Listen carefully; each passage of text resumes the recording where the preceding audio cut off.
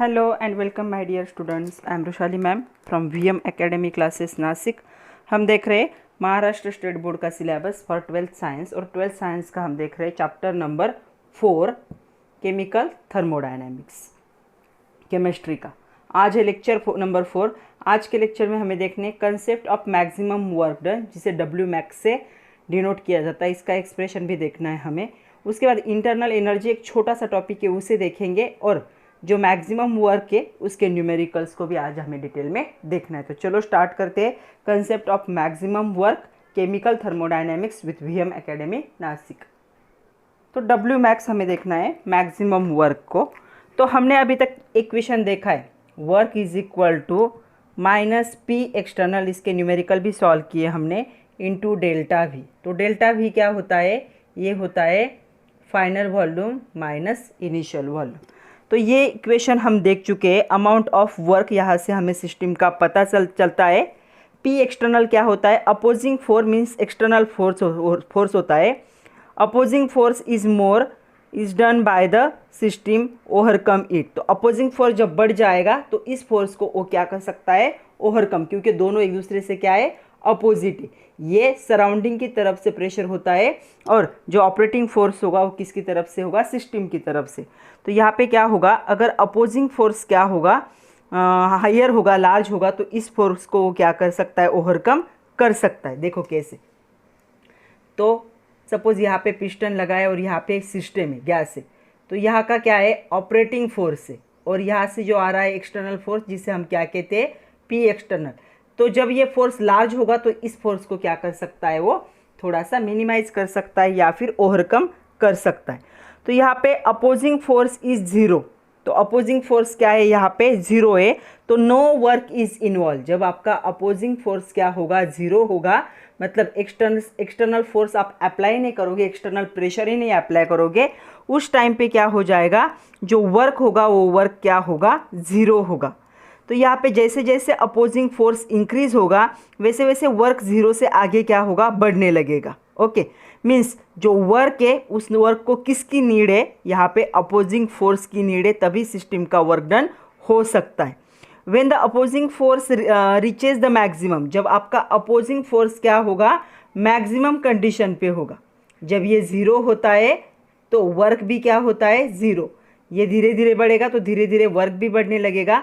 जब opposing force क्या होगा? मैक्सिमम पोजीशन को रीच करेगा, ये जब मैक्सिमम हो जाएगा, ये सिस्टम का क्या होगा? मैक्सिमम वर्क डन होगा। मतलब मैक्सिमम वर्क डन के लिए अपोजिंग फोर्स का मैक्सिमम होना ज़रूरी है। So with an opposing force being a greatest, more effort would be needed to overcome it. जब अपोजिंग फोर्स क्या होगा? मैक्सिमम होगा, तो उसे ओवरकम करने के लिए बहुत ज़्यादा एफर्ट्स की ज़रूरत पड़ेगी सिस्टम को। तो यहाँ पे जो अपोजिंग फोर्स होता है, जिसे क्या कहा जाता है? पी एक्सटर्नल, ये क्या होता है? Greater than the driving force, जो पी होगा। तो सिस्टम का यहाँ का प्रेशर पी होता है, ऊपर का क्या होता है? पी एक्सटर्नल होता है। जब ऐसी कंडीशन होती है, जब opposing force becomes greater than the driving force, the process get reverse. तो प्रोसेस क्या हो जाती है? रिवर्स हो जाती है। ये तो हम देख चुके। व्हेन द अपोजिंग फोर्स जो होगा, ये प्रोसेस रिवर्स हो जाएगी, इसीलिए opposing force can not be greater than the driving force. तो इसीलिए आपका जो अपोजिंग फोर्स है ड्राइविंग फोर्स से कभी भी ग्रेटर नहीं होना चाहिए। अगर वो ग्रेटर हो गया तो यहाँ पे प्रोसेस कभी भी रिवर्स नहीं हो सकती। तो in the pressure P the gas differ from P external by the quantity delta P. मतलब यहाँ पे जो डिफरेंस होगा, इनिशियल प्रेशर मीन्स द इसे हम कहेंगे ऑपरेटिंग प्रेशर या फिर एंड एक्सटर्नल प्रेशर, इनका जो डिफरेंस होगा वो क्या हो जाएगा? डेल्टा पी होगा। मतलब पी एक्सटर्नल को हम क्या लिख सकते हैं? P minus delta P. ये वैल्यू इस साइड और ये वैल्यू इस साइड आ गई। ओके, तो ये जो ऊपर का हमने लिखा था उसे हम रीराइट कर सकते हैं क्या? ये वैल्यू पुट करके। तो देखो हमारा जो डब्लू था वो क्या हो जाएगा? माइनस, हम ये वैल्यू पुट कर रहे हैं अभी, P minus delta P into delta we. Okay, तो यहाँ पे डेल्टा पी क्या है? It is the difference between the opposing force and the operating force and the external force, या प्रेशर भी कह सकते हो। तो तो ये हमें क्या मिला, यहाँ से हमने क्या किया, यहाँ पे देखो डेल्टा पी क्या था, is equal to P minus P external था। तो पी एक्सटर्नल क्या हो गया, इन दोनों की वैल्यू चेंज की हमने, पी माइनस डेल्टा पी, और वही वैल्यू हमने इक्वेशन नंबर 1 में क्या की, यहाँ पे पुट की, तो हमें ये मिला। ओके, यहाँ तक समझ में आया होगा। तो यहाँ पे देखो ये जो वर्क W है ये मैक्सिमम कब होगा, जब डेल्टा पी क्या होगा, स्मॉलर होगा। हमेशा याद रखना है, जब डेल्टा पी स्मॉलर होगा तो यहाँ से ये कम डिवाइडेड होगा, माइनस होगा, तब वर्क डन क्या होगा, यहाँ पे हायर होगा। या it means that operating force must be smaller than the driving force. तो यहाँ पे क्या होना चाहिए, जो अपोजिंग फोर्स होगा, पी एक्सटर्नल अपोजिंग फोर्स होता है, it must be smaller than, ये क्या होना चाहिए, स्मॉलर होना चाहिए दैन द प्रेशर।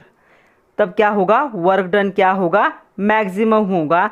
तभी प्रोसेस क्या हो सकती है, रिवर्स हो सकती है। The maximum work obtain from the change is the thermodynamically reversible. तो थर्मोडायनेमिकली रिवर्सिबल रिएक्शन के लिए ये कंडीशन ज़रूरी।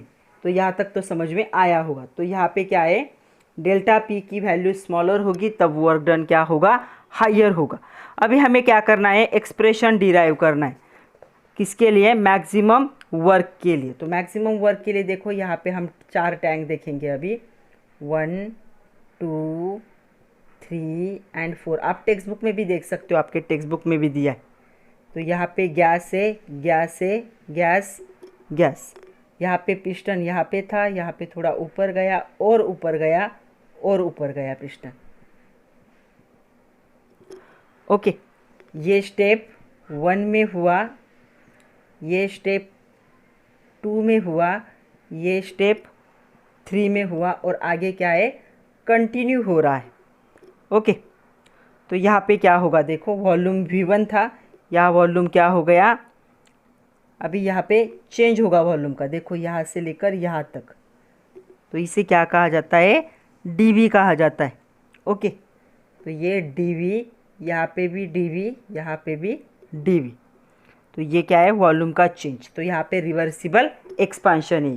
तो देखो अभी क्या करना है, कंसीडर n मोल। तो यहाँ सब पे क्या है, n मोल से, n means unknown number of mole. तो n mole of an ideal gas enclosed in cylinder and fitted with the frictionless movable rigid piston. तो यहाँ पे यहाँ क्या क्या स्टोर किया और पिस्टन ऊपर से लगा दिया। तो यहाँ पे V1 क्या था, the final volume, V1 is the initial volume and V2 is the final volume and T is the temperature.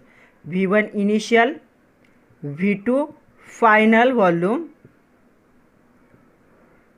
And T क्या होगा, यहाँ पे टेम्परेचर होगा। Okay, the expansion take place number of step. तो यहाँ पे देखो धीरे धीरे पिस्टन को ऊपर खींच रहे हैं, तो गैस क्या हो रहा है, एक्सपांड हो रहा है। तो हम क्या लिखेंगे यहाँ पे, dW is equal to minus P external into dV।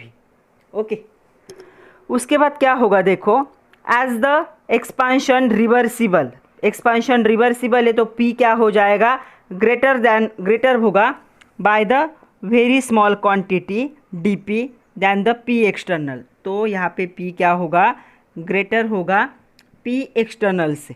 Okay, तो P माइनस P एक्सटर्नल जो होगा, अभी यहाँ पे हम क्या इसे डेल्टा P लिखेंगे, मतलब P external is equal to क्या हो जाएगा, P माइनस डेल्टा P। तो ये वैल्यू हमें इस इक्वेशन में क्या करनी है, प्लेस करनी। तो क्या हो जाएगा, देखो dW is equal to minus of P minus dP into dV। Okay, चलो इसे एक्सपांड करते हैं, क्या हो जाएगा ये, minus PdV minus dP dV, ऐसे होगा। ओके, तो यहाँ पे क्या होगा, जो निगलेक्टिंग प्रोडक्ट है, ये प्रोडक्ट क्या है, निगलेक्ट कर सकते हैं हम, इसे निगलेक्ट करो, निगलेक्ट मतलब ये बहुत ही ज़्यादा स्मॉल होगा। तो क्या हो जाएगा, dW is equal to minus PdV। Okay, यहाँ तक समझ लो।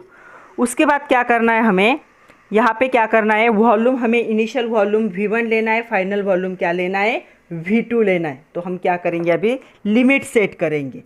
तो work done when volume changes, यहाँ पे लिखेंगे initial volume to final volume. हमने क्या किया, लिमिट सेट किया, इज इक्वल टू V1 से वॉल्यूम कहाँ तक गया, V तक, एंड ये PdV। तो यहाँ पे जो W मैक्स होता है इज इक्वल टू ये क्या है, W मैक्स है, तो इसको हम लिखेंगे W max, maximum work done. Initial final volume में कन्वर्ट हो गया तो मैक्सिमम वर्क डन हुआ, is equal to minus V1 to V2 PdV हो जाएगा। ओके, अभी हम क्या करेंगे, यहाँ पे PV is equal to NRT है, गैस लॉ हमें पता है क्या होता है, PV is equal to NRT, ये गैस लॉ है। तो इस गैस लॉ में से हम क्या करेंगे, P की वैल्यू यहाँ पे पुट करेंगे, क्या हो जाएगा, P is equal to NRT upon V। तो देखो क्या होगा, V1 V2 यहाँ पे माइनस था, P की वैल्यू ये डालनी हमें, NRT dV upon V। Okay, यहाँ तक तो समझ में आया होगा। अभी हमें क्या करना है, अभी हम क्या करेंगे, NRT तो कांस्टेंट टर्म है, तो ये NRT टर्म बाहर निकल आएगी, तो क्या होगा, minus NRT limit of V1 to V2 dV by V। उसके बाद हम क्या करेंगे, इसे लिमिट को सॉल्व करेंगे। NRT यहाँ पे हम लिखेंगे ln ऑफ वॉल्यूम, सिर्फ V लिखेंगे, और V1 से लेकर V2 तक वो क्या हो रहा है, इंक्रीज हो रहा है। ओके, आगे क्या हो जाएगा देखो, अभी हम क्या करेंगे, इस लॉग को सेपरेट करेंगे। NRT हम ब्रैकेट में लिखेंगे ln of final volume ln of initial volume. Okay, फिर क्या होगा आगे देखो, आगे क्या होगा, ये यहाँ तक आया, माइनस NRT, हम इसे ऐसे भी लिख सकते ln V2 बाय V1, क्योंकि लॉग में जो माइनस होता है वो क्या होता है, डिवाइड भी होता है। अभी हमें ये ln नहीं चाहिए, हमें लॉग चाहिए, तो हम 2.303 से इसे मल्टीप्लाई करेंगे, -2, ये माइनस साइन तो कैरी फॉरवर्ड हो रहा है ना, NRT log to the base 10 V2 upon V1। तो चलो हमारा फॉर्मूला हो गया, हमारा क्या हुआ, W max is equal to क्या हुआ, -2.303 NRT log to the base 10 V2 means final volume upon initial volume. So this is the formula for maximum work done. यहाँ से फिर एक बार समझ लो, यहाँ तक समझ में आया था। तो अभी हमने क्या किया, यहाँ पे लिमिट सेट किया है, इनिशियल से लेकर फाइनल तक। हमें क्या चाहिए, W मैक्स, मतलब वर्क डन मैक्सिमम। कब होगा मैक्सिमम, जब इनिशियल वॉल्यूम फाइनल वॉल्यूम में कन्वर्ट होगा तब मैक्सिमम वर्क डन होगा। तो V1 से लेकर V2 तक वर्क डन होगा, तो हमने क्या लिखा, V max is equal to limit set किया। हमें पता है आइडियल गैस इक्वेशन क्या है, PV is equal to NRT, तो P की वैल्यू क्या हो जाएगी, NRT अपॉन V। तो हमने P की जगह पे NRT अपॉन V को सेट किया। अभी ये कांस्टेंट वैल्यू है, इसलिए ये बाहर आ गई। ओके, तो कांस्टेंट वैल्यू इसलिए बाहर आ गई, तो लिमिट इन दोनों का रह गया। तो इस लिमिट को ऐसे भी लिखा जाता है V1 से लेकर V2 तक। तो इसे ln को हम सेपरेट कर लिया। जब लॉग में एक दूसरे से माइनस होता है, मतलब वो क्या होता है, डिवाइड होता है, तो हमने डिवाइड कर लिया। लेकिन हमें ln नहीं चाहिए, हमें log टू द बेस 10 चाहिए। तो log टू द बेस 10 करने के लिए इसे हमने 2.303 से मल्टीप्लाई किया, तो हमें क्या मिला, V max is equal to -2.303 NRT log to the base 10 V2 upon V1। हमें ये फॉर्मूला यहाँ से डिराइव हुआ। तो देखो हमें कौन सा फॉर्मूला मिला है, W max is equal to -2.303 NRT log to the base 10 V2 upon V1। ये फॉर्मूला मिला, राइट। ये एक फॉर्मूला हमें यूज़ करना है to calculate to solve the numerical. But at constant temperature जब होगा तो ये आइसोथर्मल प्रोसेस होते हैं, इसलिए टेम्परेचर क्या हो जाएगा, constant. P1 V1 is equal to क्या होगा, P2 V2, मतलब V2 upon V1 is equal to क्या हो जाएगा, P1 अपॉन P2 होगा। तो ये वैल्यू हम यहाँ पे पुट करें तो हमें दूसरा फॉर्मूला क्या मिलेगा, Vmax is equal to 2.303 minus nRT log to the base 10 of P1 upon P2। तो ये दोनों फॉर्मूले सेम है। क्यों? At constant temperature P1 V1 is equal to P2 V2 होता है, इसीलिए हमने V2 अपॉन V1 की जगह पे क्या प्लेस कर दिया, P1 अपॉन P2 को प्लेस किया, तो हमें ये फॉर्मूला मिला।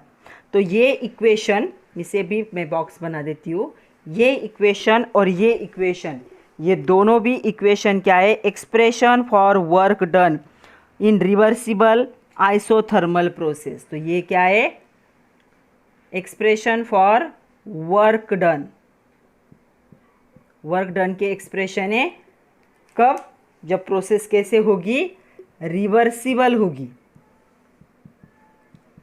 और क्या होगी, आइसोथर्मल होगी, मतलब टेम्परेचर जब क्या होगा, सेम होगा। तो आपको ये एक एक्सप्रेशन मिलता है और ये एक एक्सप्रेशन मिलता है, इन दोनों को यूज़ करके हमें न्यूमेरिकल्स सॉल्व करने। नेक्स्ट देखो, न्यूमेरिकल देखने हमें, लेकिन उससे पहले ये इंटरनल एनर्जी का छोटा सा टॉपिक है, उसे कवर कर लेते हैं। इंटरनल एनर्जी कैपिटल यू से डिनोट किया जाता है। कभी कभी क्वेश्चन आता है डिफाइन इंटरनल एनर्जी, क्या होती है इंटरनल एनर्जी। तो हमें पता है every substance associated with the definite amount of energy. दुनिया का कोई भी सब्सटेंस ले लो, उसके पास डेफिनाइट अमाउंट ऑफ एनर्जी होती है।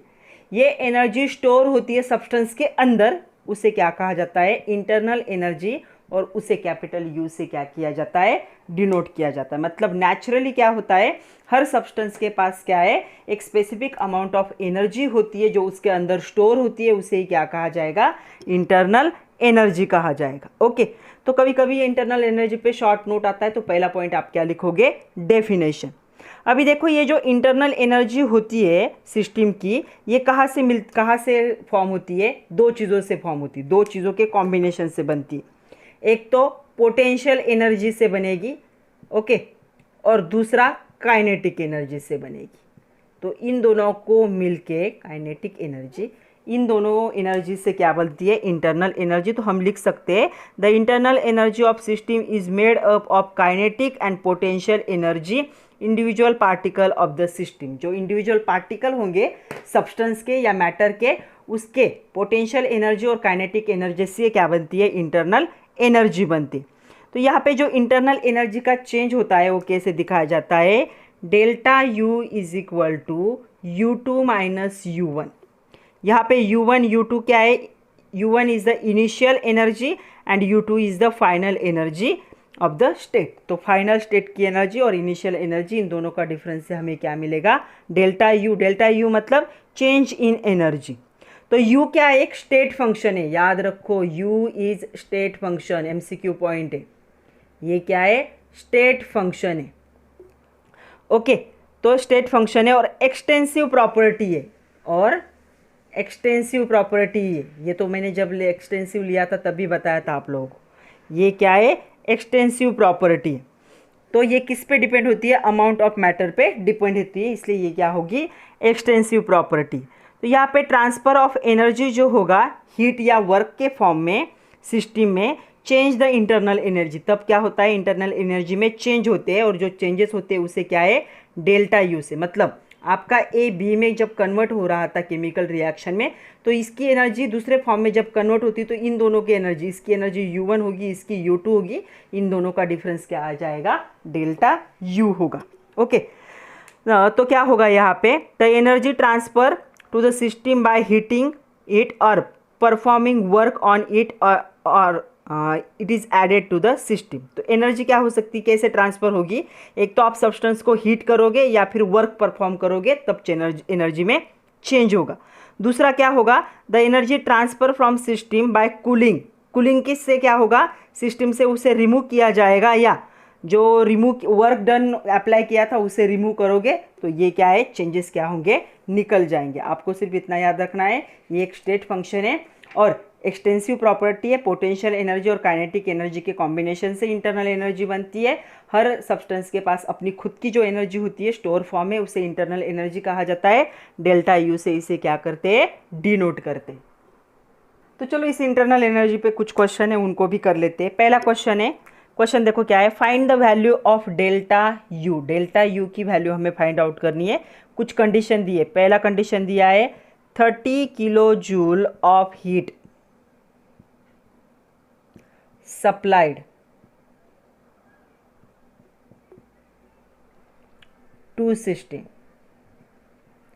जब सिस्टम में 30 किलो जूल एनर्जी को क्या कर दिया, ऐड कर दिया, तो क्या होगा, जब आप 30 किलो जूल ऐड कर दोगे तो जितना किलो जूल ऐड करोगे डेल्टा यू भी उतना ही होगा। कितना होगा, 30 किलो जूल। जितना ऐड करोगे डिफरेंस उतना ही बढ़ेगा। तो यहाँ पे हम लिख सकते हैं 30 kilo joule of the heat supplied to the system, it would be added to internal energy of system. तो डेल्टा यू कितना आ जाएगा, 30 प्लस लिखेंगे हम, प्लस मतलब ऐड हुआ। सेकंड उन्होंने पूछा है यहाँ पे 30 की जगह पे 20 किलो जूल, बाकी सब क्वेश्चन सेम है। 20 किलो जूल वर्क डन है, sorry 20 kilo joule work done on system.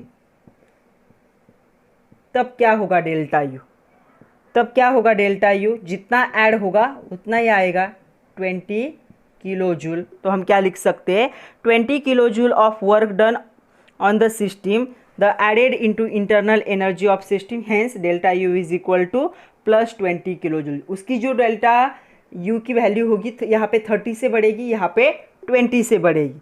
Third condition उन्होंने पूछी है, सिस्टम रिलीज यहाँ पे ऐड हुआ था, तो यहाँ पे सिस्टम क्या कर रही है, रिलीज कर रही है 10 किलो जूल हीट को, एंड परफॉर्म कर रहा है 15 kilo joule work, okay, to surrounding.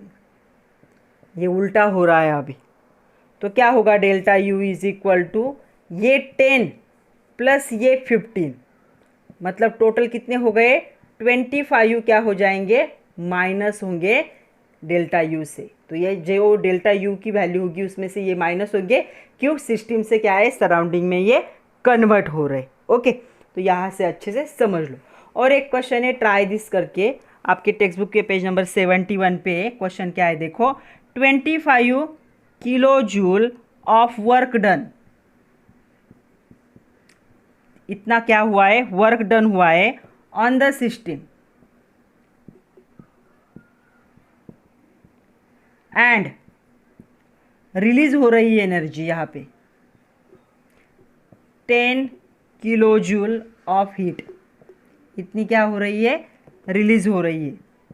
What is delta H, कितना है डेल्टा, सॉरी डेल्टा वी कितना है, डेल्टा यू कितना है, क्या हो गया जाएगा देखो इधर, delta U is equal to क्या होगा, ये 25 वर्क डन हो रहा है सिस्टम से, मतलब ये हो जाएगा प्लस 25, और ये क्या है, वर्क डन, ये क्या हो रहा है, हीट क्या हो रही है, रिलीज हो रही है, मतलब ये हो जाएगा -10 किलो जूल। तो ये कितना होगा, +15 किलो जूल इतना होगा।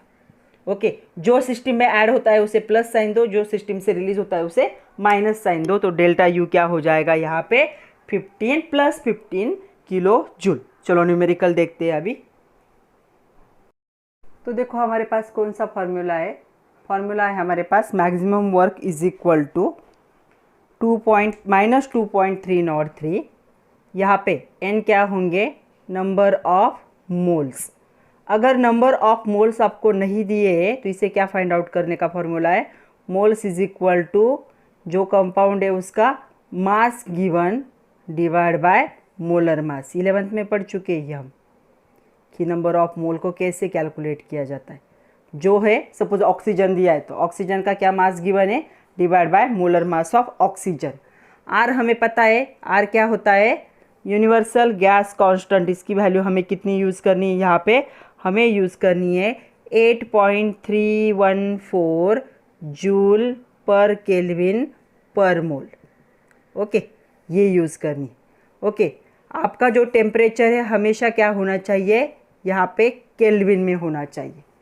V2 आपका क्या है, यहाँ पे ये है फाइनल वॉल्यूम और V1 क्या है आपका, इनिशियल वॉल्यूम। ओके, तो ये फाइनल और इनिशियल वॉल्यूम हो गए दोनों। तो ये लीटर, दोनों में कुछ किसी में कौन से भी यूनिट में चलेंगे, क्योंकि दोनों के यूनिट एक दूसरे से क्या होने वाले, कैंसिल होने वाले। तो यूनिट यहाँ पे वॉल्यूम का कुछ भी चलेगा, क्योंकि अगर इसे कन्वर्ट किया तो इसे भी कन्वर्ट करना पड़ेगा, तो कन्वर्जन का कोई फ़ायदा ही नहीं है। तो वॉल्यूम किसको, चाहे वो लीटर में हो, DM क्यूब में हो, सेंटीमीटर में हो, वैसे कि वैसा ही रहने दीजिए। तो यहाँ पे हमें जो वर्क मिलेगा वो किस में होगा, यहाँ पे ये होगा आइदर जूल में हो सकता है या फिर किलो जूल में हो सकता है। ओके, तो ये हमें क्या मिलेगा, फॉर्मूला मोस्टली किस में मिलेगा, हमें ये किलो जूल में मिलेगा। फिर हमें इसे जूल में क्या करना पड़ेगा, कन्वर्ट करना पड़ेगा। दूसरा फॉर्मूला हमारा सेम है। क्या फॉर्मूला है दूसरा, Wmax is equal to -2.303 nRT क्या होगा, log टू द बेस 10, ये होगा P1 minus P1 upon P2, initial pressure and the final pressure. और ये हमेशा होना चाहिए बार में, मोस्टली क्या है बार में यूज़ करना है। तो ये दोनों फार्मूले यूज़ करके हमें क्या करने है, अभी न्यूमेरिकल को सॉल्व करना है। ओके, ये थोड़ा सा हिंट दिया है, जब आएगा वापस बताऊंगी। Okay, see the first numerical, 2 moles of an ideal gas are expanded isothermally and reversibly, isothermal भी है और रिवर्सिबल है, फ्रॉम 20 लीटर टू 300 लीटर। तो चलो हमें क्या दिया है अभी, सबसे पहले 2 मोल से मतलब नंबर ऑफ मोल मिले, कितने मिले यहाँ पे 2। ओके, इनिशियल वॉल्यूम कितना दिया है, V1 is equal to 20 litre और V2 इज इक्वल टू कितना दिया है 30 लीटर। टेम्परेचर भी दिया है, कितना है 300 केल्विन। R भी यहाँ पे दिया है, हमें क्या करना है Wmax फाइंड आउट करना है। ओके, R भी दिया है, कितना है 8.314। अभी मैं यहाँ पे यूनिट नहीं लिख रही, यहाँ पे लिखा हुआ है। तो चलो वैल्यू पुट करते हैं। हमारे पास कौन सा फॉर्मूला है, Wmax is equal to -2.303 nRT log to the base 10 V2 upon V1। तो चलो सारे वैल्यू पुट करते हैं। -2.303, n की वैल्यू है 2, r की वैल्यू है 8.314, t की वैल्यू कितनी है 300 into log to the base 10, V2 कितना था 300 एंड V1 कितना है 20। ओके, तो देखो अभी क्या हो जाएगा, अभी ये हो जाएगा 1.5, ये 1.5 हो जाएगा। इस 20 से अगर 30 को डिवाइड करोगे तो ये कितना होगा 1.5। तो -2.303 into 2 into 8.314 into 300 into log to the base 10 of 1.5। 1.5 का लॉग कितना होता है, लिखो डायरेक्ट में यहाँ पे लॉग। तो 1.5 का ये जो वैल्यू ये हो जाएगी लॉग 1.5। तो मैं यहाँ पे इसका 1.5 का लॉग लिख रही हूँ, आप लोग भी साइमल्टेनियसली लॉग देखो। 1.5 का कितना होगा 0.1761। अभी ये सारे मल्टीप्लिकेशन है, चाहे तो आप लॉग टेबल यूज़ कर सकते हो, अगर लॉग टेबल नहीं यूज़ करना है तो कैलकुलेशन कर सकते हो। तो ये सारे जो कैलकुलेशन है इसे जब परफॉर्म करोगे तो आपको आंसर मिलेगा Wmax is equal to -2030 joule. Okay, तो ये जूल में हमें क्या करना है, इसे किलो जूल में कन्वर्ट करना है। सो इसे 1000 से डिवाइड कर दो, कितना हो जाएगा -2.030 किलो जूल। तो वर्क डन जब पूछा जाए तो हमेशा किलो जूल में ही लिखना ज़रूरी। तो कितना होगा -2.0, ये कितना हो जाएगा 0.23 हो जाएगा, हाँ 23, सॉरी ये हो जाएगा 23 -2.030 023 किलो जूल इतना हो जाएगा। तो इसकी मल्टीप्लिकेशन कर लो, तो जो जो सिंपलेस्ट टर्म है उनकी कर लो पहले, या फिर इसके 2 पॉइंट निकाल दो, किसी और के 2 पॉइंट आगे बढ़ा लो, कैलकुलेशन के थोड़े से ट्रिक्स यूज़ करो या फिर लॉग टेबल यूज़ करो। तो इसका आंसर क्या होगा, the maximum work done is -2.023 kilo joule.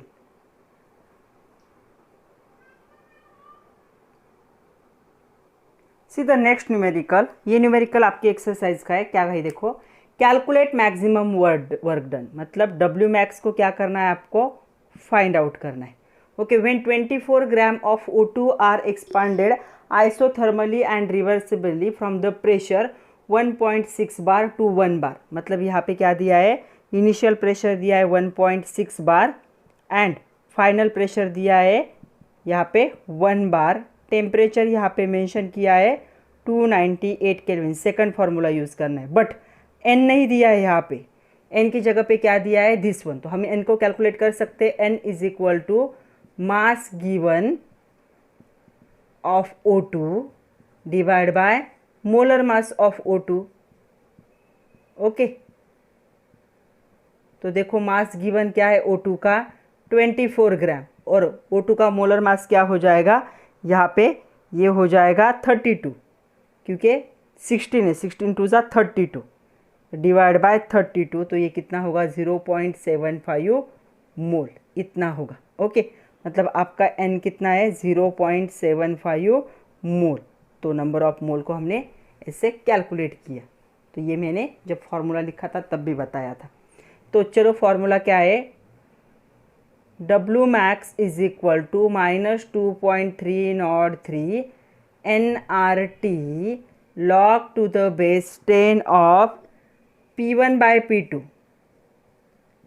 V2 by V1 था, अभी यहाँ पे क्या होता है, P1 by P2 होता है। ओके, चलो वैल्यू पुट करते हैं, -2.303, n की वैल्यू 0.75, r की वैल्यू आपको लर्न करनी पड़ेगी 8.314, T कितना दिया है 298 kelvin into log to the base 10 of P1 कितना है यहाँ पे 1/1.6।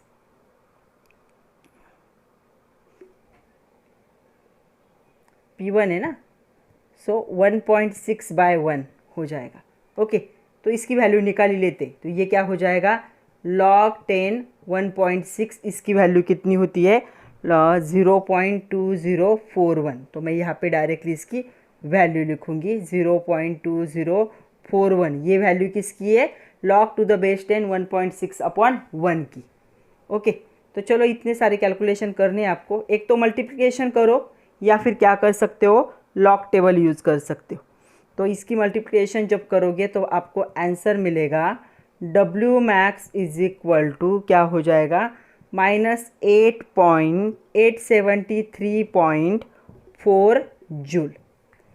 मतलब ये क्या होगा, अगर आप उसे किलो जूल में कन्वर्ट करने जाओगे तो क्या हो जाएगा, इसे 1000 से क्या करो, डिवाइड कर दो। जब इसे 1000 से डिवाइड कर दोगे तो क्या आएगा 0.8734 किलो जूल। तो ये आपका क्या है, मैक्सिमम वर्क डन। एक तो जूल में लिखो या फिर किलो जूल में लिखो, जूल में लिखा तो भी मार्क्स कट नहीं होंगे, या फिर किलो जूल में लिखो। तो ये हो गया इसका आंसर। तो फॉर्मूला में एक ही चेंज है, V2 बाय V1 है और यहाँ पे P1 बाय P2 है, बाकी फॉर्मूला क्या है, दोनों के लिए सेम ही है। यहाँ पे ये जो कैलकुलेशन है आप लॉग टेबल से कर सकते हो, लॉग टेबल यूज़ करके देखो, आपको यही आंसर मिलेगा। माइनस साइन को बाहर ही रहने दो, क्योंकि आंसर को माइनस साइन आ रहा है। Log of this plus log of this, log of this plus log of this plus log of this, सबका लॉग निकालो, एडिशन करो, एंटी लॉग देखो, तो आपको ये आंसर मिलेगा। See the next question, 22 gram of CO2 are compressed. फिर से यहाँ पे नंबर ऑफ मोल नहीं दिए, कैलकुलेट करने पड़ेंगे कार्बन डाइऑक्साइड के लिए। तो देखो नंबर ऑफ मोल्स क्या आएंगे कार्बन डाइऑक्साइड के, N इज इक्वल टू कितना मास दिया है 22 divide by molar mass of carbon dioxide. तो कार्बन का होता है 12, 2 ऑक्सीजन का हो जाएगा 32, तो ये हो जाएगा 44। सो 22 divide by 44, number of moles यहाँ पे कितने आएंगे, नंबर ऑफ मोल यहाँ पे हो जाएंगे 0.5। ओके, तो हमने n को कैलकुलेट किया, 0.5 मोल आए। Mass given divide by molar mass CO2 के लिए हमने कैलकुलेट किया। उसके बाद क्या दिया है देखो, टेम्परेचर दिया है कितना है 298 केल्विन। P1 दिया है यहाँ पे initial pressure 100 kilo pascal. P2 हमें क्या करना है, फाइंड आउट करना है। यहाँ पे W मैक्स दिया है कितना है 1.2 किलो जूल। इतना सब कुछ दिया है और हमें क्या करना है, एक क्वांटिटी को क्या करना है, कैलकुलेट करना है। तो ये जो 1.2 होगा मतलब क्या होगा, ये 1200 जूल होगा। तो इसे जूल में कन्वर्ट कर लेते। तो क्या फॉर्मूला है, W max is equal to -2.303 nRT log to the base 10 P1 upon P2। हमें क्या करना है, P2 फाइंड आउट करना है। तो चलो सारे वैल्यू पुट करते हैं। 1200 इज इक्वल टू -2.303, n आया है हमारा 0.5, r हमें यूज़ करना है 8.314, इसे लर्न कर लो। टेम्परेचर कितना दिया है 298 into log to the base 10, P1 कितना दिया है यहाँ पे, वो दिया है 100 डिवाइड बाय P2। तो अभी P2 हमें कैलकुलेट करना। पहले क्या करते हैं, सारे टर्म को कैलकुलेट, ये इस साइड में सब मल्टीप्लाई, इस साइड आके डिवाइड हो जाएंगे। तो यहाँ पे मैं क्या कर रही हूँ, अभी हम देखेंगे log to the base 10 100 divide by P2 is equal to क्या होगा देखो, -1200 डिवाइड बाय, ये सारे टर्म क्या करेंगे हम यहाँ पे इसे डिवाइड कर देंगे। 2.303, 0.5, 8.314 इंटू 298। ओके, चलो थोड़ा थोड़ा सिंप्लीफाई करते हैं। अभी आप क्या करो, ये जो सब कुछ है इन सब का क्या करो, कैलकुलेशन करो। तो ये आपका आएगा log to the base 10 100 upon P2, इन सब का मल्टीप्लिकेशन और डिवाइड लॉग टेबल से करो, बार बार बोल रही हूँ। ये आएगा -04206। तो एक बार वापस देखते हैं, -0.4206 इतना आएगा। ओके, अभी हमें क्या करना है, इस लॉग को निकालना है। तो क्या करना पड़ेगा, दोनों साइड का एंटी लॉग। तो ये बन जाएगा 100 upon P2 is equal to anti log of -0.4206। Okay, तो इसका एंटी लॉग क्या आएगा, आप लोग इसे बार में कन्वर्ट करके करो, 0.3797। ओके, तो देखो वापस, थोड़ा सा बड़ा न्यूमेरिकल है, जगह कम है इसलिए मैं यहाँ पे देखो क्या होगा बाद में। तो ये क्या है, ये आंसर आया इज इक्वल टू। तो कि हम क्या करेंगे, दोनों की जगह हमारे पास क्या है 100 P2 इज इक्वल टू 0.3797। तो इसे यहाँ पे और इसे यहाँ पे डाल देते। तो P2 क्या हो जाएगा 100 डिवाइड बाय 0.3797। इसे भी आप लॉग टेबल से लॉग टेबल यूज़ कर कैलकुलेट करो या फिर वैसे ही करो। आपका P2 यहाँ पे आएगा 263.4 किलो पास्कल। लॉग टेबल की प्रैक्टिस करना ज़रूरी है, क्योंकि लॉग टेबल के बिना इतने बड़े कैलकुलेशन पॉसिबल नहीं। तो क्या होगा, आपका final pressure of the reaction is the 263.4 kilo pascal. See the next one, fourth one. 3 mole of an ideal gas are compressed isothermally and reversibly.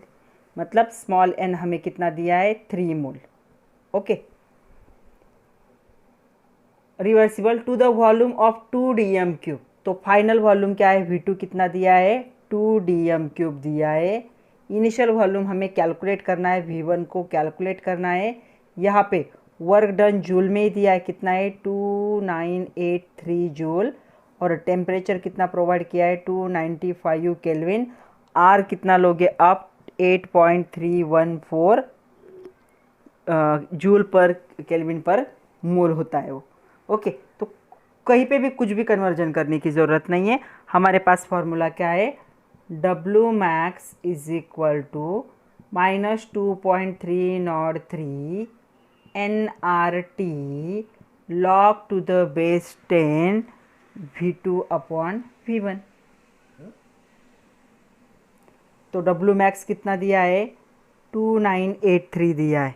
Okay, -2.303, N कितना है आपका 3 मोल्स, आर कितना है 8.314। ओके, इंटू टी कितना दिया है यहाँ पे 295 kelvin into log to the base 10। V2 कितना दिया है 2 DM³ V1 हमें क्या करना है, कैलकुलेट करना है। ओके, वापस क्या करेंगे, सेम करेंगे, इन सारे टर्म को इस साइड लेकर जाएंगे माइनस साइन के साथ। तो क्या हो जाएगा, log to the base 10 2/V1 is equal to -2983 divide by क्या होगा, देखो ये सारे टर्म क्या होंगे, डिवाइड होंगे। 2.303 इंटू 3 इंटू 8.314 इंटू 295। तो इन सब का जब कैलकुलेशन करोगे तो इन सब का कैलकुलेशन क्या हो जाता है, ये ऊपर का वैसे रहने दो 2983, नीचे का मल्टीप्लिकेशन करोगे सारा तो ये होगा 16945.22। ओके, इतना हो जाएगा, ये माइनस साइन इसके साथ ये आ जाएगा। तो चलो यहाँ पे देखते हैं थोड़ा सा क्या होगा, log to the base 10 2/V1 is equal to क्या हो जाएगा, ये डिवाइड बाय ये, तो यहाँ पे हमें आंसर मिलेगा -0.176। आप ये लॉग टेबल से डिवाइडेशन करो। ओके, अभी हम दोनों साइड का क्या लेंगे, एंटी लॉग लेंगे, तो ये क्या बन जाएगा 2/V1 एंटी लॉग ऑफ -0.176। तो कितना आंसर आएगा इसका, देखो इसका आंसर आएगा, इसका एंटीलॉग होता है 0.6668। ओके, तो यहाँ पे क्या करेंगे हम, मैं उसे ऊपर लिखती हूँ, तो क्या हो जाएगा 2/V1 इज इक्वल टू, हमें ये मिला, तो V1 इज इक्वल टू क्या हो जाएगा 2 डिवाइड बाय 0.6668 ये हो जाएगा। तो यहाँ पे हमारा आंसर होगा, इससे जब इसे डिवाइड करोगे तो ये बन जाता है 2.999 DM³। यहाँ पे दिखेगा क्या, हाँ दिखेगा, 2.999 मतलब 3 DM³। तो जो V2 होगा यहाँ पे ये कितना होगा 3 DM³ या फिर 2.999 DM³ वैसे भी रखा तो भी चलेगा। तो ये हो गया आंसर।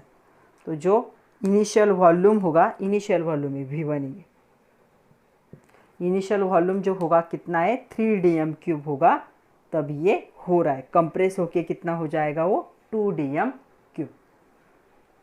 नेक्स्ट न्यूमेरिकल देखो, थोड़ा सा बड़ा है, बोर्ड पे नहीं बैठेगा इसलिए मैं यहाँ पे दिखा रही हूँ। 300 millimole of an ideal gas occupies 13.7 DM³ at 300 Kelvin. Calculate work done when the gas is expanded until its volume has increased by 2.3 DM³। Okay, ये पहला हमें कैलकुलेट करना है। उसके साथ साथ isothermally against the constant external pressure 0.3 bar, external pressure कितना होगा 0.3 बार होगा, isothermally and reversibly and in vacuum. तो यहाँ पे हमें 3 कंडीशन है। तो चलो क्या देख दिया है देखते हैं। सबसे पहले नंबर ऑफ मोल कितने दिए है 300 मिलीमोल दिए, इनिशियल वॉल्यूम दिया है 13.7 DM³। यहाँ पे इंक्रीज इन वॉल्यूम कितना होता है, यहाँ पे डेल्टा V मतलब इंक्रीज इन वॉल्यूम मतलब V2 माइनस V1 ही, ये कितना है 2.3। यहाँ पे टेम्परेचर 300 केल्विन दिया है, एक्सटर्नल प्रेशर दिया है 0.3 बार दिया है। तो हमारे पास ये फॉर्मूले, पहला हमें क्या है एक्सटर्नल प्रेशर से वर्क फाइंड आउट करना है, फिर हमें यहाँ से क्या करना है दूसरा वर्क फाइंड आउट करना है। तो चलो हम क्या करेंगे, 1 बाय 1 फार्मूला यूज़ करेंगे। तो पहला हम फार्मूला यूज़ करके वर्क को निकाल रहे। So work is equal to minus P external delta V minus 0.3 bar into 2.3, क्योंकि यहाँ पे डेल्टा वी की वैल्यू डायरेक्ट दी हुई, तो ये आ जाएगा 0.69 डी क्यूब। और हमें पता है 1 D cube bar is equal to क्या होता है, 100 जूल होता है। ओके, तो हमने क्या किया, इस डी क्यूब को 100 से मल्टीप्लाई करके जूल में कन्वर्ट किया, तो आपका वर्क कितना आया, W is equal to -69 joule, इतना है। ओके, सेकंड क्या करना है, देखो सेकंड आपको क्या करना है, यहाँ पे n कितना है, 300 मिलीमोल। मिलीमोल को क्या है, मोल में कन्वर्ट करना पड़ेगा, 1000 से डिवाइड करोगे, तो 1000 से डिवाइड करोगे या 10⁻³ से मल्टीप्लाई करोगे, तो ये बन जाएगा मोल कितना, 0.3 मोल। वॉल्यूम देखो, V2 इज इक्वल टू क्या है, V1 प्लस डेल्टा वी। क्यों, delta V is equal to क्या है होता है, V2 माइनस V1। तो यहाँ पे V2 क्या हो जाएगा, ये V1 माइनस इस साइड में आके प्लस हो गया उसके साथ, तो 13.7 प्लस 2.3, तो V2 कितना मिला हमें, 16 डी क्यूब। ओके, तो चलो हमारे पास फॉर्मूला है, W max is equal to -2.303 NRT log to the base 10 V2 upon V1। तो हमें वर्क डन ही फाइंड आउट करना है। सो 2.303, नंबर ऑफ मोल थे 0.3 मोल, आर की वैल्यू होती 8.314, उसके बाद temperature 300 kelvin, log final volume कितना है 16 है, इनिशियल वॉल्यूम कितना है 13.7। तो इसे अगर हम करेंगे, सिंप्लीफाई करेंगे, तो इसका डायरेक्ट लॉग निकल के इतना आएगा। ओके, तो ये वैल्यू सारे वैसे रहने दिए, इसका इस वैल्यू कितनी आई, 0.0674, और मल्टीप्लिकेशन के बाद ये कितना आता है, -116.1 जूल। तो ये हो गया वर्क डन। वैक्यूम में क्या हो जाएगा, एक्सटर्नल प्रेशर क्या होता है, 0 होता है, क्योंकि वैक्यूम में तो बाहर से प्रेशर ही नहीं, तो वर्क डन भी क्या हो जाएगा, 0 होगा। तो हमारे तीनों क्वेश्चन के आंसर यहाँ पे आ गए। पहला वर्क डन है -69 जूल, वर्क डन मैक्सिमम जो है वो है -116.1 जूल, और वर्क डन इन वैक्यूम कितना होगा, 0 जूल। तो आज के लिए इतना ही था बच्चों। आज हमने न्यूमेरिकल्स भी देख लिए मैक्सिमम वर्क डन के, और जो एक्सप्रेशन था उसे भी अच्छे से देख लिया। नेक्स्ट लेक्चर में हम देखेंगे फर्स्ट लॉ ऑफ थर्मोडायनामिक्स। तब तक के लिए पढ़ते रहिए, नोट्स बनाइए। All the best and thank you very much my dear students.